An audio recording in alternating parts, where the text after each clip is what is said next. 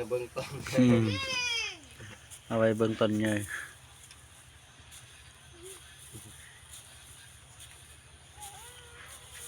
ไอ้บ่ต้องเย็บผักบัวนะโค้งไปไหมโนอ๋อมุดโธ่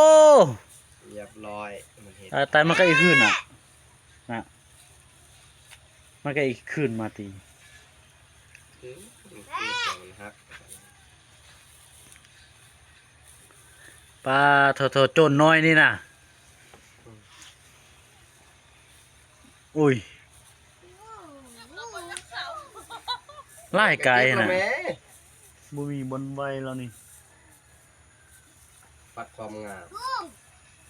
กินกับบ่ทันกินแม่ขายกับขายบ่ทันบ่หมดแล้วเนาะดนเราจังมาเอาไปขายดนจะเอามาขายแต่คนมีหลายกายดูเด็กกับปูก่อนแม่ลูกเอาตัวไปเอายังโอ้ยมันยังผักบ่เป็นกินโบเบดบักหญ้าอันนั้นน่ะหญ้ามันดิ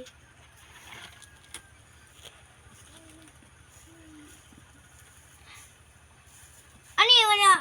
กินแม่เพราะอันนี้มันปูเนาะนี่ไปเบิ่งน้อง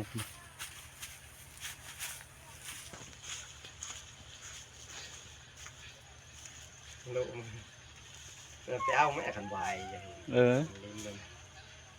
โอ้มันจะไปหาอูมคันเป็นอันนี้เอาไปอูมมันก็ดินลงลัดเบิ่งพ่อบัวอีแม่น่ะลม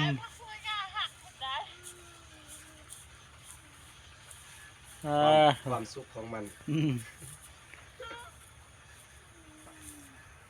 อยู่บ้านนอกโลสุดอากาศบริอยู่บนคิวน้ำมุกน้ำมันบกคิวงานสนุนก็วนไปอยู่ล่างเฮียนซะดีบ่มีกินฝุ่นอยู่น้ำแม่พี่กินฝุ่นหลายกายถ้าตัวยังมีบนไส้น่ะท่องบุ้งท่องจอยทุ่งควายไว้เสน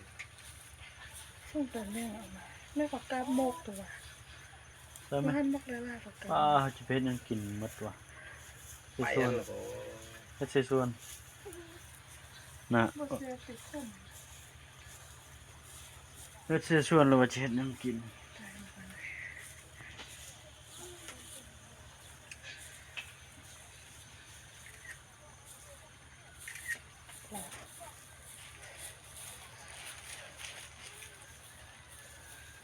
กินข้าวเยือนอ่ะจอยบันนี้ยาวไปสุดเลยบันนี้กี่อ้อมแต่นี้บันนี้อ้อมมันสุดเลยอย่ามาเย็บแต่พักห้อมนี่กันแล้วพักห้อมนี่พักห้อมนี่งามมันคืนยากเลย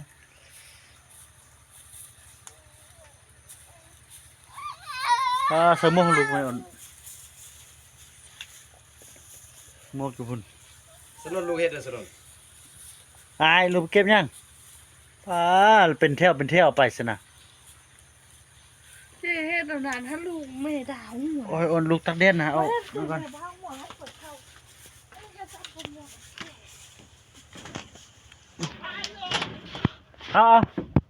ม้วนน่ะเอาลัดไอ้เพื่อเอาอะไรบาทเลยจอมยุทธลอยนี่